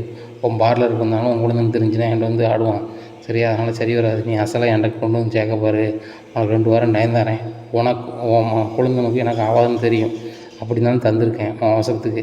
அதனால் எனக்கு இப்போ அவசரத்துக்கு பணம் தேவைப்படுது, 270 கொண்டா அப்படிங்கிறாங்க. இன்னும் இப்போ வேறு சிட்டி கேட்குறான்னு என்கிட்ட இப்போ சுத்தமாக பணம் இல்லை அப்படிங்கிறாங்க. ஏம்மா எனக்கு எல்லாமே தெரியும், உன் புருஷன் வந்து தனியாக வந்து ஃபர்னிச்சர் ஷோரூம் வச்சுருக்கான், நீங்கள் லட்சக்கணக்கில் புழங்குதீங்க, உங்களுக்கு பணம்னா பெரிய விஷயம் இல்லை, நீ என்னை ஏமாற்றிட்டு இருக்க, என்ன நான் முத்து அண்ணி தானே, இன்னியெல்லாம் நீ என்னை எப்படி வாங்கிட முடியும்னு சொல்லிட்டு தானே என்கிட்ட வாங்கிட்டு இருக்க, அதெல்லாம் நடக்காது, நீ என்னை தரலை அப்படின்னா நான் வந்து போலீஸுக்கு போயிடுவேன் அப்படிங்கிறாங்க. அக்கா இவன் வேறு போலீஸுக்கு போவாங்க, நான் போனால் நம்ம மாட்டிக்குமேன்னு சொல்லிட்டு சரி நான் தந்துடுறேன், எனக்கு ஒரு வாரம் டைம் தாங்க அப்படிங்கிறாங்க. 1 வாரம் டைம் தந்துடணும் அப்படிங்கிறாங்க. சரின்ட்டு கிளம்புறாங்க. இந்த சூழ்நிலையில் மனோஜ் ஃபோன் அடிக்கிறாங்க. மனோஜ் நான் எல்லா பக்கமும் அலைஞ்சிட்டேன், பணம் கிடைக்கல அப்படிங்கிறாங்க. உடனே மனோஜ் சொல்கிறாரு, இனிமேல் கடையை நடத்த முடியும் நம்பிக்கை இல்லை ரோகிணி, இன்றைக்கி நைட்டு கடை அடைக்கிறது தான், பணம் வந்து வந்தால் மட்டும்தான் திறக்க முடியும், வேறு ஒன்றும் இல்லை, இங்கே பொருள் இருந்தால் தானே வாங்க வருவாங்க, பொருள் ஒன்றும் இல்லை, எல்லா பொருளையும் விற்றாச்சு, இருந்த பொருளையும் அவன் விரட்டி போயிட்டான், இப்போ கடை காலியாக இருக்குது, கடை மட்டும் தான் நம்மகிட்ட இருக்குது, என்ன செய்யனே தெரில, முத்து சொன்ன மாதிரி மீனா சொன்ன மாதிரி நம்ம பெட்டி கடை தான் வைக்க வேண்டியிருக்கும் போல் அப்படிங்கிறாங்க. மனோஜ் உனக்கு பெட்டி கடை வைக்கிறது சாதாரணமாக, பெட்டி கடை வைக்கிறதுக்கு உனக்கு 5 லட்ச ரூபாயிலேருந்து 10 லட்ச ரூபா வரைக்கும் ஆகும் அப்படிங்கிறாங்க. என்ன சொல்கிற ரோகிணி அப்படிங்கிறாங்க. ஆமாம், அவ்வளோ பெரிய கடையில் நீ பெட்டி கடை மாதிரி வைக்கணும், சூப்பர் மார்க்கெட் மாதிரி தான் வைக்க முடியும், கிட்டத்தட்ட நீ 10 லட்ச ரூபாய்க்கு மேலே சரக்கு போடணும், அது நடைமுறைக்கு சாத்தியம் இல்லை, இருக்கிற தொழிலே பண்ணுவோம், கொஞ்சம் பொருள் நான் யார்ட்டையாவது கடன் வாங்கி தரேன் அப்படிங்கிறாங்க. சரி ரோகிணி, மாமாவுக்கோ யாருக்கோ ஃபோன் அடிச்சு பாரு, யாராவது ஃபோன் அடித்தாங்கன்னா அவங்க பணம் தருவாங்களா அப்படிங்கிறாங்க. இங்கே ரோகிணிக்கு பயங்கர கடுப்பாகுது, என்னடா இந்த மனோஜ் வந்து இப்படி பண்ணிகிட்ருக்காங்க அப்படின்னு சொல்லிட்டு ரொம்பவே கடுப்பில் இருக்காங்க. நேராக கிராமத்துக்கு போகிறாங்க, குமரிபாளையத்துக்கு போகிறாங்க. இன்னொரு கல்யாணியும் வராதவங்க வந்திருக்க அப்படிங்கிறாங்க. இல்லைம்மா மனசுக்கு ரொம்ப கஷ்டமாக இருக்குது, எனக்கு பணம் தேவைப்படுது அப்படிங்கிறாங்க. என்கிட்ட ஒரு 20,000 ரூபா இருக்குடி இப்படி அப்படிங்கிறாங்க. 20,000 காணாதப்பா, எனக்கு 20 லட்ச ரூபா வேணும் அப்படி. நடி 20 லட்சம் வேணுமா அப்படிங்கிறாங்க.